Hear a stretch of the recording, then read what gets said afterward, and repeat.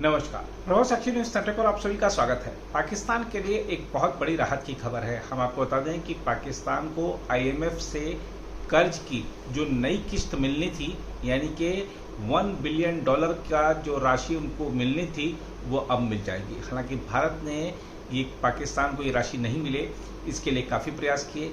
भारत ने आईएमएफ के सदस्यों को समझाया कि ये जो पैसा जनहित के नाम पे लिया जा रहा है, इसका उपयोग आतंकवादियों के हित में किया जा रहा है, इसका उपयोग आतंकवाद को प्रश्रय देने में, आतंकवाद के विस्तार में और सीमा पार आतंकवाद में किया जा रहा है।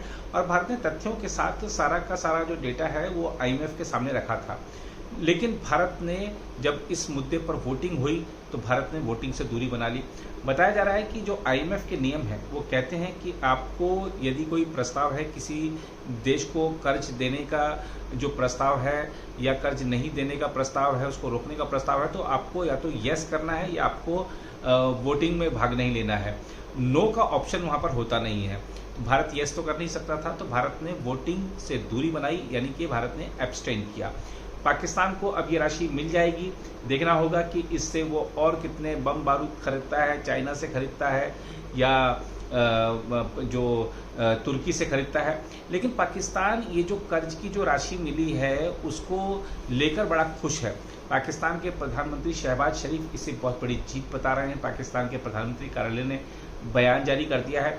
अब आप देखिए कि एक ऐसा देश है जो कि कर्ज मिलने पर खुश हो रहा है।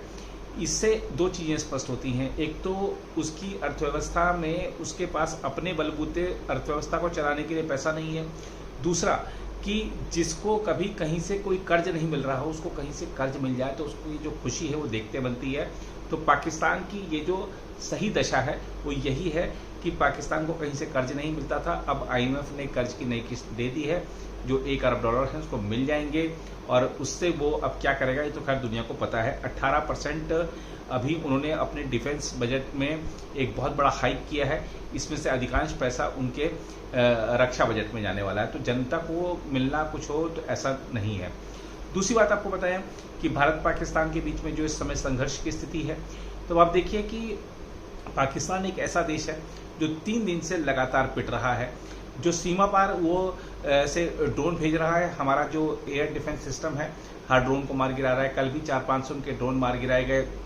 आज भी सीमावर्ती जो राज्य हैं, चाहे जम्मू कश्मीर हो, चाहे राजस्थान हो, चाहे पंजाब हो, तीनों में उसने ड्रोन भेजकर हिमाकत की, लेकिन सारे के सारे ड्रोन मार गिराए गए।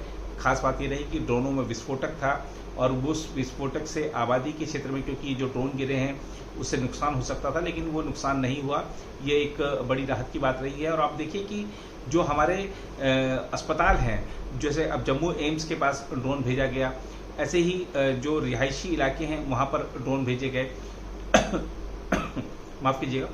तो ये दिखाता है कि किस तरीके से पाकिस्तान ने अपनी दुर्गति खुद कराई है भारत पर हमला करके, और भारत कड़ा जवाब दे रहा है। आप एलओसी को देखिए, वहाँ पर जो भारी गोलाबारी हो रही है उसका जवाब और भी भारी गोलाबारी से दिया जा रहा है। उनकी तोपें अगर गरज रही हैं तो हमारी बरस रही हैं। पाकिस्तान को बड़ा नुकसान पहुँचाया है। हालांकि जो पाकिस्तान ने जो आज ड्रोन अटैक किए हैं, क्योंकि उसमें हमने को बताया कि उसमें विस्फोटक था, तो उस विस्फोटक से हमारे कुछ नागरिकों के हताहत होने की, घायल होने की खबर है। लेकिन इस बीच एक और बड़ी खबर है कि पाकिस्तान के कई ठिकानों पर हमले किए गए हैं। जैसा हमने आपको अपनी पहले की रिपोर्ट बताया था कि प्रधानमंत्री नरेंद्र मोदी ने आज 2 बैठकें की हैं। दोनों बैठकें लगातार 2-2 घंटे तक चली। वो उसमें एनएसए थे, उसमें रक्षा मंत्री थे, उसमें विदेश मंत्री थे, तीनों सेनाओं के अध्यक्ष थे। फोटो भी प्रधानमंत्री कार्यालय ने जारी किया था। तो भारत ने आज तय कर लिया था कि कड़ा जवाब देना है।